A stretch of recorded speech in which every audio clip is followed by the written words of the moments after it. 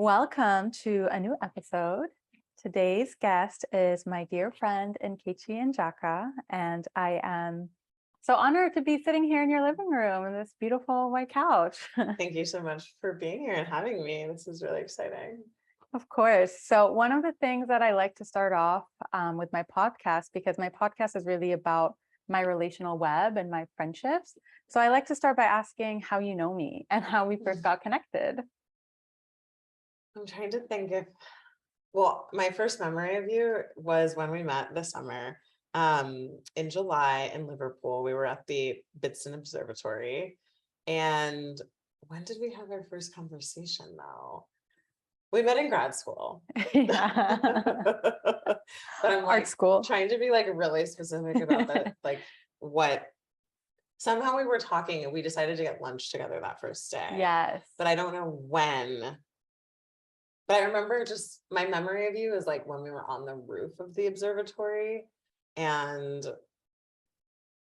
you must have said you lived in LA or something. I don't know. Yeah. But I remember the moment you're talking about. And I think for me, part of what happened was that I was like, oh, there's a person here who's aligning on the intersections of all the things that I think about, like healing, justice, spirituality, movement, mindfulness. It was just a wet, and here we were in Liverpool. Of all places. And especially, coming after being in Europe for some time, it was just so refreshing to meet you and to get to connect about all those intersections that we share. We do share a lot. We also share mutual friends and having lived in the Bay Area, which I think is really sweet too. I find your work really compelling as well. And I think that it's not an easy intersection to be working with healing, and healing is political. Healing is a form of social practice, or at least facilitating healing and facilitating spaces where healing can happen is a social practice. And so it's interesting because how we know each other is by being in a practice-based research graduate school program. And yet our practices involve healing, which I think is not necessarily academic. Yeah, definitely. And I actually remember one time you posed this question, and it's been in my mind ever since. It was such a powerful question. I think that's actually one of your gifts, is that you're able to really put together these really potent questions. And it was something along the lines of, you were talking about a question that you're holding around, how do I get free as quickly as possible so that I can show up for, the collective healing or the collective liberation? And let me know if you want to phrase it differently. No. But it was something along those lines. And I was just like, wow, what a beautiful way of phrasing that, because so often in our personal life, we just spiral around the same psychological dramatic chaos. And that moment where you're like, actually, there's something at stake here, and I'm going to choose my freedom, and I'm going to choose that all the way, So I think that's something that I really appreciate about you, that you're able to not just hold all of this collective issues of justice, but really bring it home all the way to the body. I know that that's where it starts from.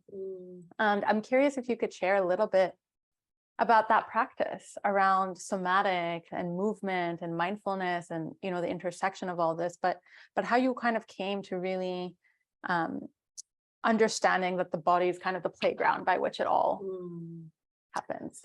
It's interesting. The mug that I offered you with tea has a quote on it's a dance. I don't know if you noticed, but it was a dance, said something about the dances which we were made from, I think, but basically about the body. I should actually look at it and properly quote it. But I think it's interesting to think about the body as an instrument, a vessel, the vehicle, the conduit of messaging and content. The word is gross, but messaging or material or something. It's more than just organs and bones and muscles. It's also holding our feelings and our energy and soul, if you believe in souls. I do. So I think that it includes a lot. And then all of these like past life things, you know, and future life things.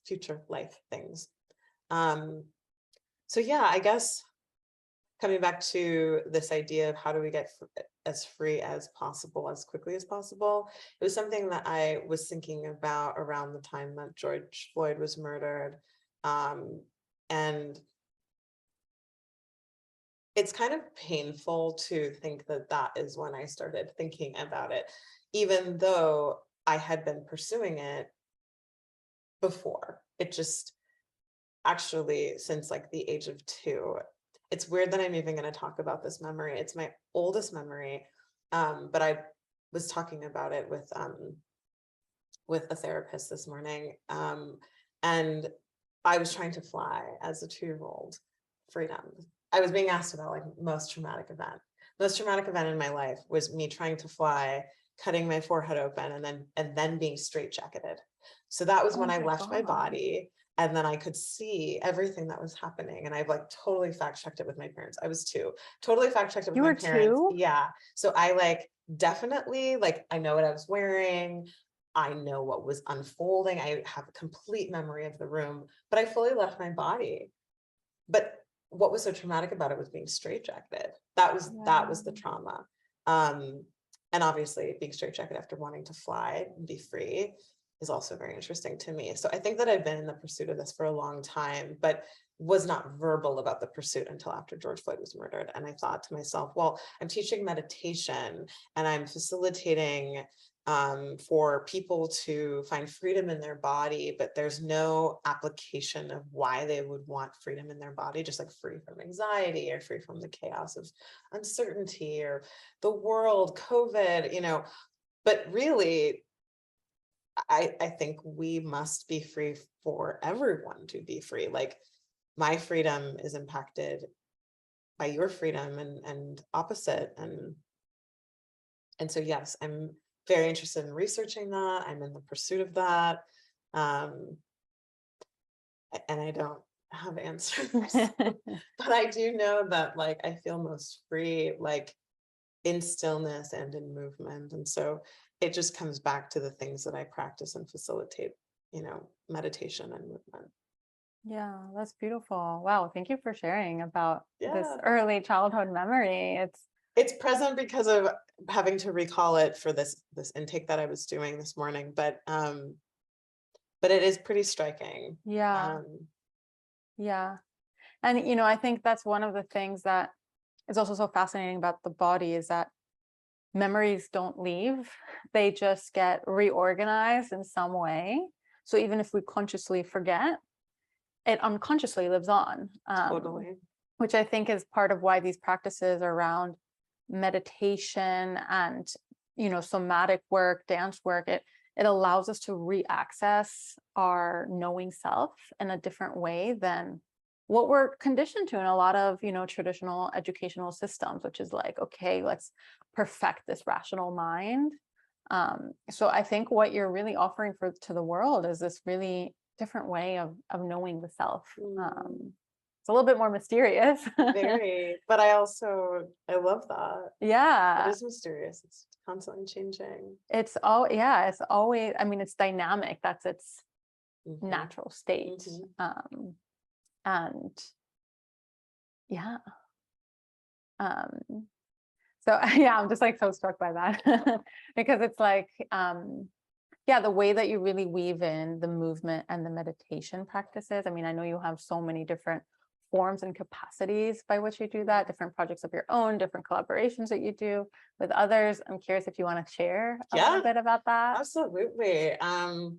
So truly, I mean, it's interesting to me to have these as references, but this is kind of where it started, the like collaboration of getting free, but artistically, like getting free and communicating it. And then of course with like my I guess my desire for things to be beautiful, like make it, like, how can I bring artistry and creativity to it? Some of the projects I'm working on, of course, the PhD project, which God knows how long it will take and what it will even evolve and be. But I'm, interested in, I'm interested in freedom, and I'm interested in um, healing as it's happening in my own body, and how I get to, with privilege, to express freedom in my body. I have the vocabulary to do that. I didn't realize that until later, and that's because of my dance training. I can see this when I look at other Black and brown bodies walking around, that like they don't have the same like movement vocabulary as me, and as a result maybe can't perform freedom in their body as I can, which is some of what this art is about. So one part of it is like movement in photography, and kind of embodying different ways of being free and being seen and being visible, and in site specific ways, usually in nature. And then another project, and then in a practical sense, not that the PhD isn't practical, but like it's still kind of unfolding, and I don't know how it's gonna turn out, but things that I do consistently that involve people more publicly are, I have an offering with my music partner called Resonance, which you came to on Monday. it was Thank you so much beautiful. for being I there. loved it. So music and mindfulness, and we started that in 2020, really as a way to offer space for people that were really grieving all of the changes and uncertainty with that then new pandemic. We had no idea how things were going to be. I mean, we still don't know, but like 2 years later, it's like a very different vibe than like March, April, May of 2020. Yeah. So we were offering it because we felt it was like what we could offer for as of service, and we still feel that way. And our intention with that practice is really to bring in kind of the emotional landscape of humanity and the human experience into a reflective sitting practice by way of music, and not just sound, but really a scored piece that has themes, has tone, has feeling, has depth, and then there's the meditation that's over it. And it's funny because I love the practice myself. Like I am always so touched that people even just want to come, but I love doing it. Like I love offering it, and my music partner feels the same way. It just feels like we're offering something, but it's like doing other things. Like it's like creating something for more, for deeper capacity, for healing, for more people. Not sure when and where and how, but there's something that's happening even in just creating the offering, which feels really meaningful personally. Another project I am working on is the Compass. So, which just launched. yes, we relaunched. Thank you. Yeah, so we actually launched in 2021 October, and then we relaunched just like 2 weeks ago or 3 weeks ago. And thank you for your congratulatory words. Like we have worked so hard on bringing it together, and what the Compass is it's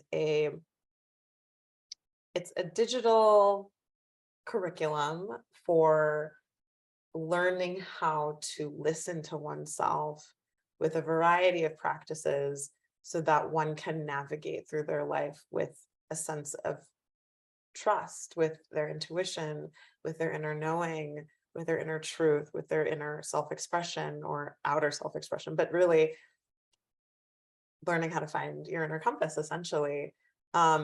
Perfectly titled. Yeah, thank you. And so it's right now, we have 6 different modules, and they're themed. So there's how to set boundaries, the science of gratitude, the biological basis of stress, and really they're designed to bring mindfulness in a practical way for everyday life. So anyone who's trying to set a boundary probably knows that it can be stressful to set a boundary. Oh, I know that. I'm a Yeah, Pisces. yeah. So like, how do you take care of yourself when trying to do difficult things? You know, I think we're not taught how to navigate our lives in a way that's like supportive of our well-being. So that's what the compass is, truly designing it for my 16-year-old self that had her first anxiety attack in honors biology and was not diagnosed with anxiety or depression until 2 years later, and really did not have resources or tools to self-regulate and to know what was the feeling, what was truth, what was reality. You know, I think that those are formative years, and I think that there's just like a big gap in education and social emotional learning, which I think now there's more resources for that, and I'm hoping that the curriculum can support students as well as people my age. Our age. Definitely. And I think one thing that's really potent about that particular project, but I think all your projects, is that you really integrate this background in neuroscience and this understanding also of science and the body from a physical material perspective. I mean, of course, it's not just the material, because it's also the emotional, it's the spiritual, all these connections are layered, but because you're really willing to go there, to really get into the details of how it all works. And I really love that. I found that really, really compelling and really needed and necessary in our times. I feel that way too.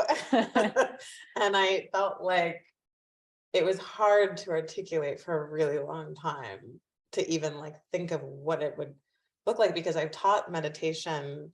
I mean, and my background is in neuroscience, and I was a researcher before becoming a mindfulness practitioner, and different fields and different spaces. But even in mindfulness, I felt like I was still missing something. It didn't include movement, even though mindfulness is really an embodied practice. I mean, if you're sitting with your breath, that's super embodied. It like gives space for you to really feel, oh, that pain in my knee. You get in touch with the wisdom and the intelligence of the body.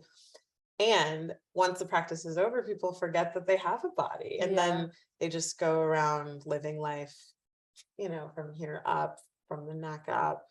And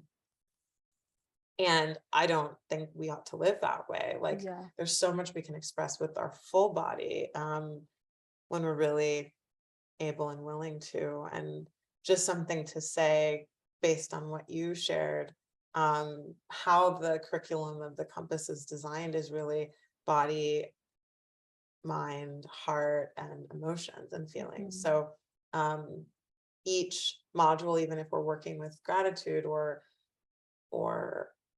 boundaries, there's different ways of learning about each thing. So there will be some like more of the theory and science, but then there will also be meditation, and then there will also be movement practices, and then there'll also be writing practices. So there's different ways to engage, which also gives like a more holistic way of being with yourself. Definitely, really tending to all the parts of us.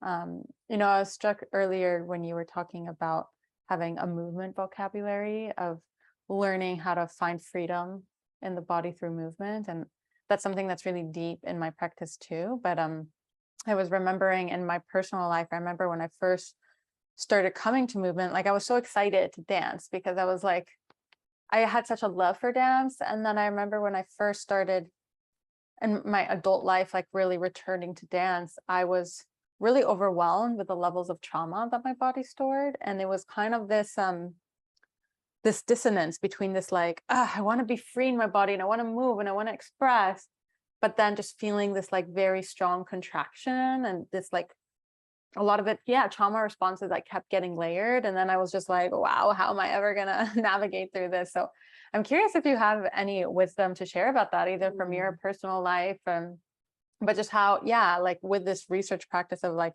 how do we find that freedom in the body? Like, how do we relate to the many levels of trauma most of us are carrying every day? Yeah. This is a really interesting question, and one I'm afraid I won't be able to answer, but I have some thoughts around it. I think when I said movement vocabulary, I was thinking like of just this man that I saw walking who, I don't want to identify for him, but a brown or black man walking. Obviously, he doesn't know that I see him, and he's just like going wherever he's going. And I notice in his body language, you know, a lot of people walk with their shoulders forward, or they, are slumped or hunchback, but um there was like an invisible quality to um the way he was moving through space, and it like made me sad because one, I see him and I saw him, um but it's almost like a conditioned environmental, like I don't want to be seen, like, you know I'm obviously projecting, but like it had me wondering, like, well, why would someone want why would someone be walking like that? Hmm.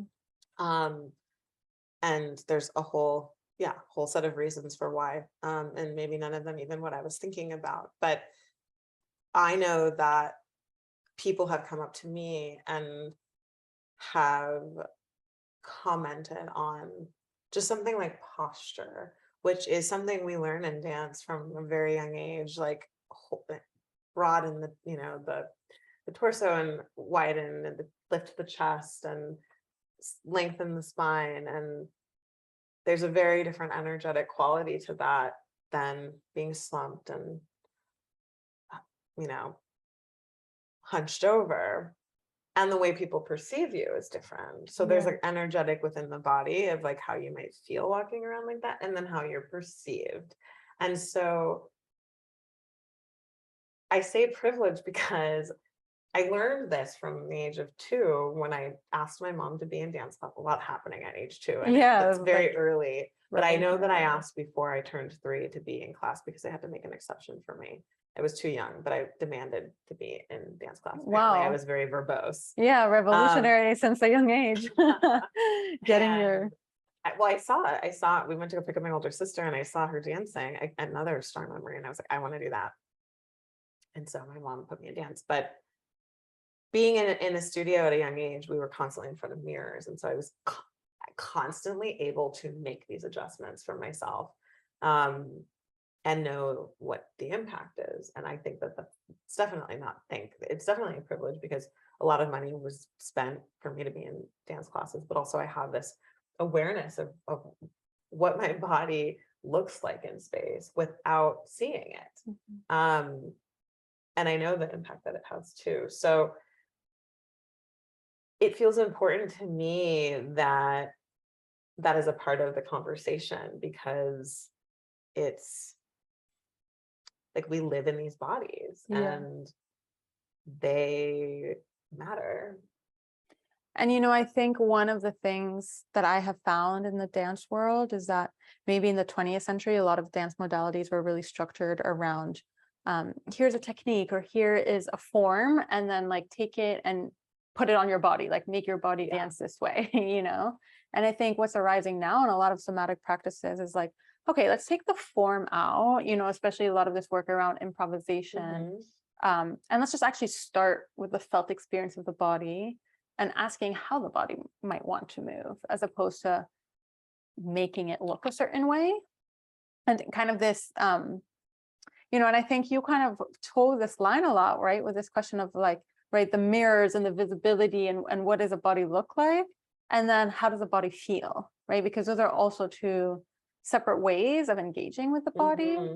Yeah, I'm just curious if you have any reflections around that, right? This like felt sense, and then the sight and the seeing, and the way the body is. The sight and the seeing. Yeah, I mean, it's true. It's actually why after all of my training, I've like really kind of stayed with improvisational movement. And now I would even consider it like more contemplative, even like, yes, it's obviously improv and it's in the moment, but I'm also I'm asking myself questions as I'm moving. This is kind of what I've been playing with, asking myself questions and then allowing myself to respond with movement, or ask myself questions as I'm moving, that are like things I think about, maybe I would think about in a sitting practice if I was journaling. Like, and the felt sense, it's like, well, what does the body look like? Which is less important to me when I'm in my own practice. But what does the body feel like? And then the third question that I'm interested in is, well, what does the body, like, what needs to be paid attention to, or like, how does the body want to move? And that's interesting from like a formal dance perspective, because traditionally, I think the teacher, the choreographer, like, they have an idea of how they want their dancers to move. And so the idea of a person listening to their own body and asking their body, well, what is inspiring or interesting? What feels good or doesn't, or just is like worth investigating. You never know what you're gonna get, and it's moment to moment. So which is back to the mystery of it all.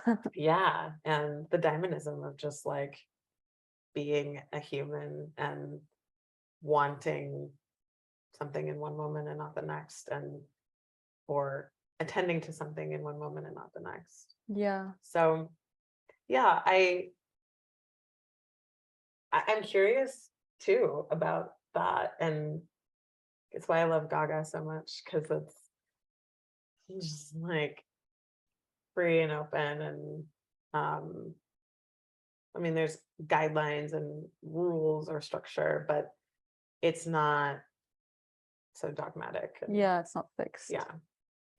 Yeah, and it really uses the imaginative powers of our minds, right? Like, yes, and permissioning that play, which I also very much resonate with. I mean, I think, you know, when I was a younger me, I was always really sad because I thought I could never be a dancer because I didn't have as much of a formal training. Like, I had a bit, but I was like, okay, I guess like if I'm not by 25 in like a formal dance company, that means I can't be a dancer. And I think then witnessing some of the shifts that were happening in the dance community around both thinking about dance practice as something that guides you your entire life, as opposed to like, these are your years that you're, you know, but also really, yeah, kind of the lens that you're talking about of bringing movement as a way of knowing the self, right? As this creative research project that you do every day, you know, when you're making breakfast, when you're walking out, you're like, how am I moving? Oh, like, what would happen if I moved slightly different? How would that shift my experience? And almost, you know, that being an art piece in itself. I love that so much. Yeah. And, you know, that's, I think is something that, especially now being in art school, it's so funny because a question that keeps arising for me is that this differentiation between art as a process and art as a product. And this question that for me, because my relationship to my body and my life, I'm like, that is my art practice. It's my body, it's my life. It's, you know, sometimes I document it and it becomes an art piece. And sometimes I don't document it. And then it's just it's like a spiritual art almost. Right. And you know, something that I struggle with sometimes, it's like, okay, like I want to live my life as if my life is art, the way that I move, the way that I breathe, the way that I interact, also the aesthetics that I think we both share, right? The love of beauty and making things look beautiful. So it's just for your lifestyle choices. And then when it comes to the creative art process, when you're like, okay, but then how do I take all of this spiritual life and make it into a piece to show to the world? You know, that's a question that I constantly am wrestling with. Yeah. I don't know if you have thoughts about that. I mean, I think that's like the question of my life, is like, this is why we're friends. How to make it all make sense, not even make sense in like the sense making logical perspective, but just like, how does it get to be? Or like, what does it get to be? I love this idea of like, everything is an art piece, and I'm Taurus rising, so like the aesthetics of things like do matter. And for me, even just like commenting on like the teapot and having the same one, and even just thinking like it's so different than my other kettle, in that the other kettle is like wider and the water comes out really fast. And I almost feel like I have to move differently in order to pour the water for tea now. And it feels beautiful and it feels more artful. And I enjoy kind of like the performance has taken on like a bad word, but like the performance of it. Yeah. Like, and it makes me think too of like when other people are in my space, like how do I move differently, and or how might I communicate differently when I'm communicating to somebody else and through the body. And it's fun to think about. You're making me think about this understanding in spirituality that nothing is actually fixed. Like even objects, even if they appear fixed, right? It's like, okay, the tea kettle, it's an object, it looks fixed, but actually it's also made out of moving molecules at the end of the day, right? It's just we don't see it in the visible eye.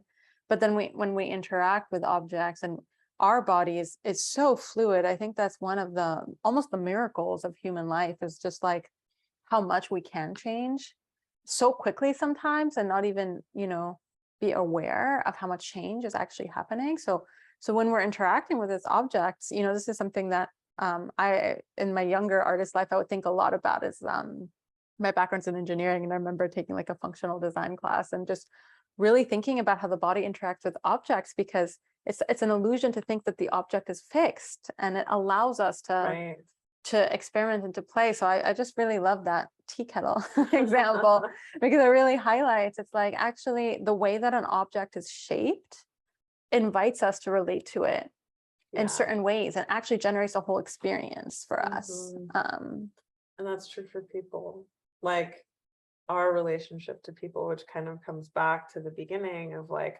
collective healing. I mean, my nervous system impacts your nervous system, whether I'm like verbally being like, life is crazy, but or if I'm just feeling it in my body, or you can sense it by my posture in some way.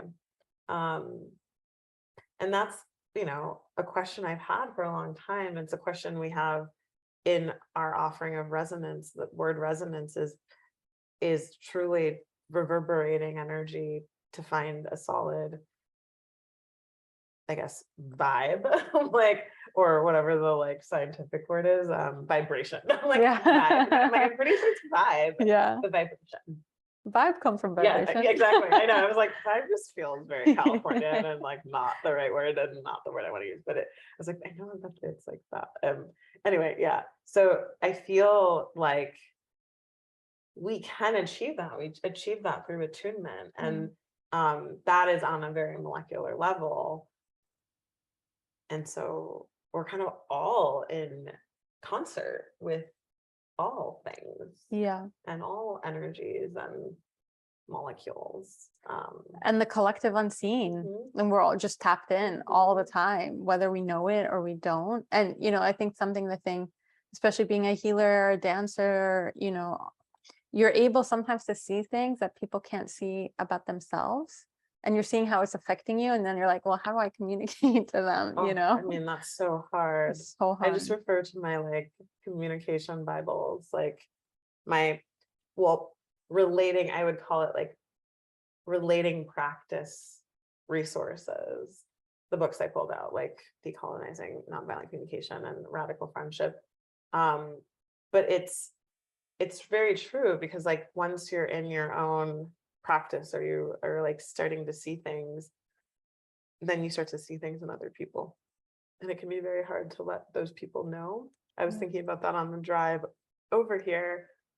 I had acupuncture, so like my drive to my house. But I was thinking about how, I mean, bless my acupuncturist's heart, she's always asking me questions that are not easy, like what needs to be said, what needs to be removed, what needs, like your body is taxed, like what can you shed, or I'll explain something to her and she'll kind of, okay, it seems like you're in a season of needing to set stronger boundaries, or that there's this entity or this person that is spilling into your field.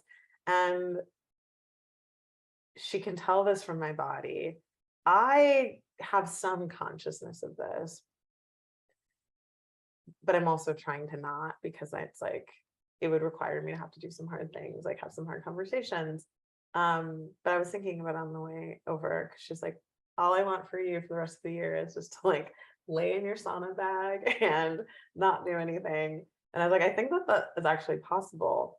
However, yeah, started to make me think like, okay, well, what is taxing? And what is taxing is truly like the spillage of other people's shit. Yes. And Oof. me having to like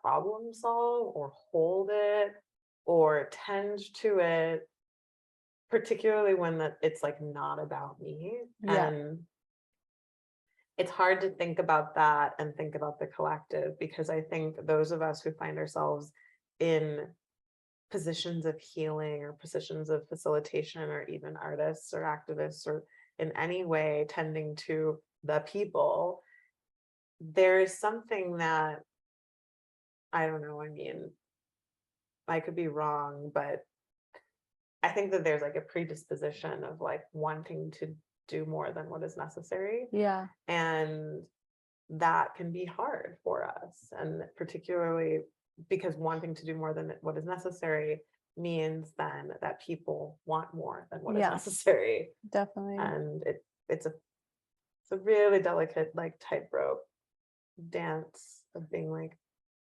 what's helpful and what is actually like harmful, because I'm doing more than what I need to be doing for you.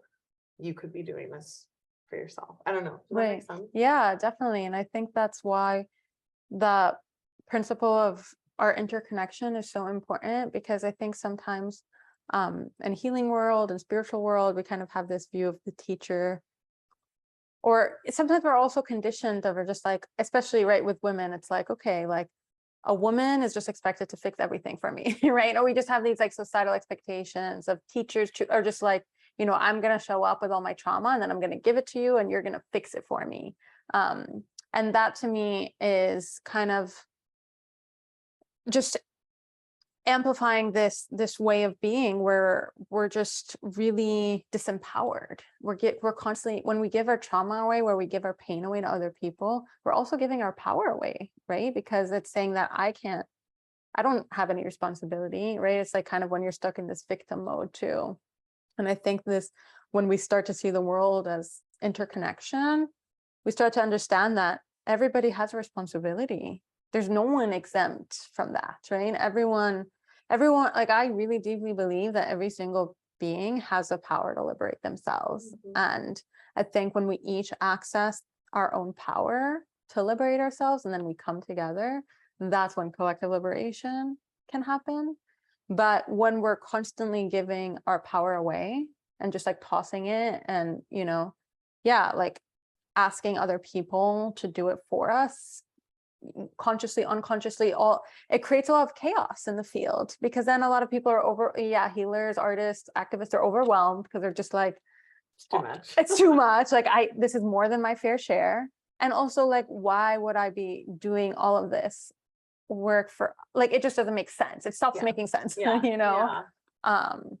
So I think, that's like my dream, is that how do we really create this form of community where everybody really has responsibility and power? And of course, it's important to talk about, power imbalances that happen in all of this.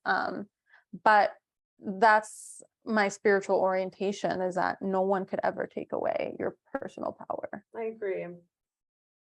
It feels complicated though, but I agree with you. I think it's interesting, like even just thinking, I mean, this is the big conundrum, is like figuring out who in a variety of ways is liberated enough to like also be in community with, because I think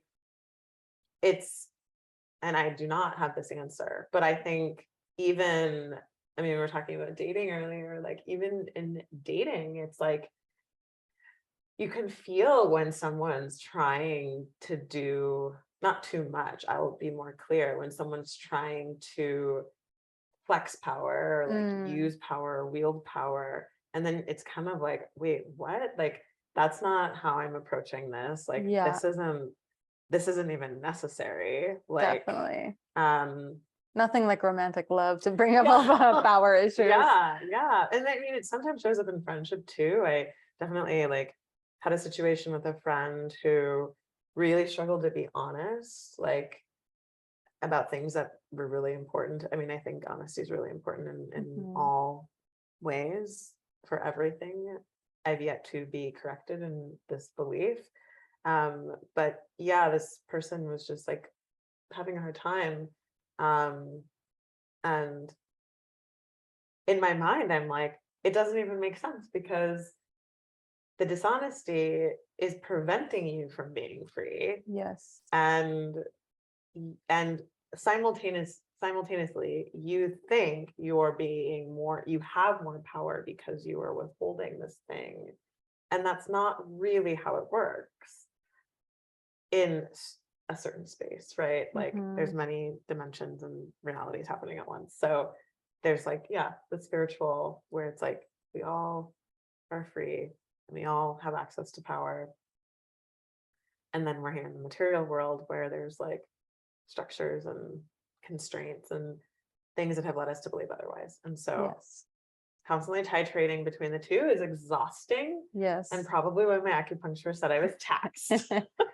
Yeah. I think a lot of us are exhausted living on this Yes. planet. Yep. It's Yep. not easy It's at not. all. It really isn't. Yeah, it's hard. It's hard work. Um, but yeah, I just really appreciate you as a friend. I just want to say, because I feel like we're asking a lot of the same questions and being in this shared exploration. And yeah, I'm just so struck by just how many different pieces you're constantly weaving together in such a graceful way, whether it's like the neuroscience or the movement or the art or the healing or the justice or the spirituality. Like it's so many things. And of course, they're all in union, but so often in our society, they're so fragmented. So it's really refreshing to know you as a person who's really living all of them Mhm. together. Oh, thank you. Yeah. So thank you so much for Ah, coming on my thank podcast. I'm you. curious if there's any things that we didn't get to that you want to share. Oh Lord, I mean, probably so many things, but I'm just really appreciative of you and our friendship, and that we do get to be in community together and in this way. Yeah, it can feel like pretty isolating, and it's beautiful also to see all of the ways in which our work and our practices and our what it is that we're offering to the world, how we are of service intersect, even though we're doing it in completely different ways. Even so much as to even like some of our mutual friends. And so it's beautiful. And I'm grateful that we met in Liverpool on the roof Yes. of the Vincent Observatory. Wonderful place, by the It way. is fucking phenomenal place. If people want to check out your work, what's the Oh best yeah. way? Good Websites, question. Instagrams, Yeah. and I'll link them. Yes, But if yes, you want to yes. share Yeah. for, Website's good. My name, Nkechi and Njaka.com. That has like everything I'm working on. Instagram, Indian Lifestylist has usually, I mean, there's a link to Linktree. And that also has everything. And usually there's some fun stuff in there, like events and articles that I've written and things like that. But those are probably the best places. Yeah. beautiful. Thank you. Yeah, thank you so much. Yeah, It's really thank you. Thank you sweet. for inviting me to your beautiful home. I love this couch. I love that we're both matching in this Yes, white it outfit. like totally works.